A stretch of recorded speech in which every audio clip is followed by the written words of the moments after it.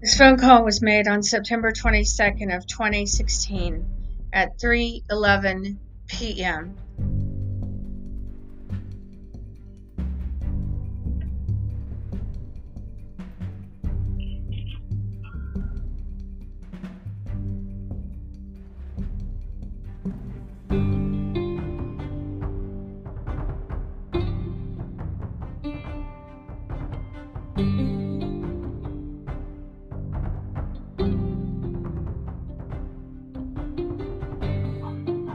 Hey, Alex.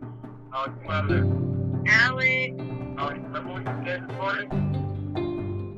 Alex, you said you missed her. I miss you. I miss you too, Alex. I miss you very much. Okay? I really need for you. You need to come in. He's under the couch. He's just crawling around. I need to come and what?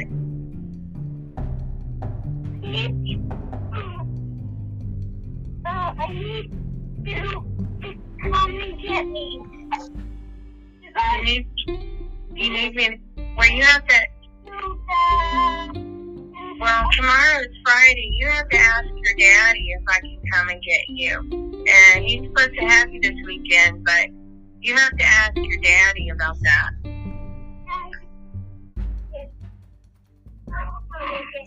I'm getting Emma, so I'm gonna bring him here. Right? Alright? No, I'm not gonna take the away from Mama. The next week after that. That's interesting, Carl. Where did he get that from? I don't know, Kenny. Sounds like he's repeating something that you said. Kenny, please, give me a break. That's exactly what that sounds like. Alright, I took you on speaker since you're gonna be like that. Wanna talk to Alex or not? Would you like for me to come and get him tomorrow? I would be happy to. I would love to. Well, I want my boys this weekend. Okay, well, I just thought maybe since he wants me to come and get him, that I could come and get him. You can have Kevin and I could have some time with Alex this weekend. I would be happy to come and get him. You wanna swap some boys this weekend? I would be more than happy to come and get Alex. If he wants to spend the weekend with me, he's more than welcome to come anytime he wants. Well, let me ask him. Alex. Alex? I'll put you on speaker. Mama wants me to pick up Kevin, bring him here, but I go to her house. Not for the weekend with Kevin. What? What you want? Come on, Alex. Yeah, can I?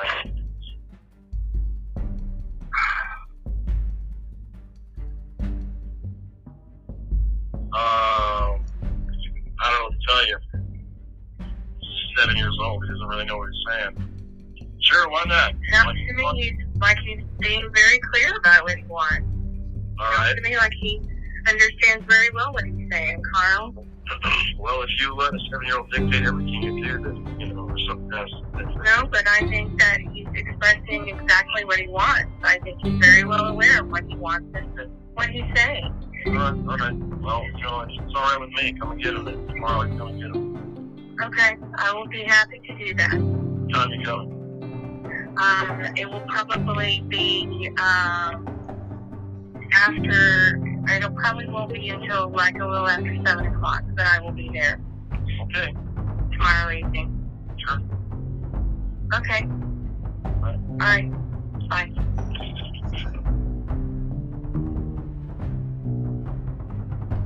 This phone call took place on September 22nd of 2016 at 3:11 p.m.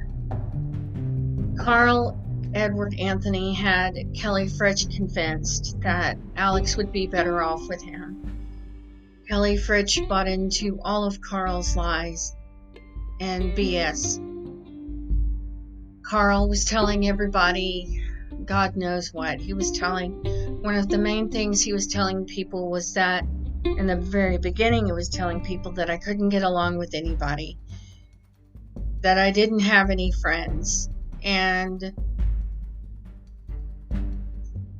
that was irrelevant as far as what kind of parent I was. It wasn't even true anyway, but it doesn't matter. And then later on, he was telling people that I was mentally ill, and he was able to bring my mother in on it. And my mother was telling people that I was mentally ill. And the reason why they told people that I was mentally ill, Carl and my mother and his mother, was so that they could discredit me, so no one would suspect any of them of being abusive. It was helpful for Carl to bring my mother in around he and the boys because it looked better for him. People saw that my mother was hanging out with him and thought, oh, well, there must be something wrong with Kay because look, her mother is hanging out around her ex-husband, and all she does is say terrible things. She doesn't have anything to do with her mother. So maybe there really is something wrong with her. It was very easy for people to believe that, and I'm sure it was confusing for people. For me, on the other hand, I wanted nothing to do with my mother. But the problem was that people didn't see what my mother was like. People didn't hear the way my mother spoke to me. People didn't hear the way Carl spoke to me. They didn't hear these recordings. This is why I recorded the phone calls, and it was the smartest thing that I could have done for my kids and for myself. Alex was wanting to come and see me on this weekend because he was desperate to get away from his father. Alex was 7 years old and he was living in fear. When Alex was 7 years old, he told me about his father putting his hands around his throat, making him think he was going to choke him and kill him. When Alex was 7 years old, his father dragged him 5 feet across the carpet, gave him carpet burn, and never sought medical treatment for the carpet burn. And when Alex was 7 years old, Keith Elementary School with Cy-Fair School District called CPS. And the way that I found that out is because the CPS caseworker contacted me and told me. And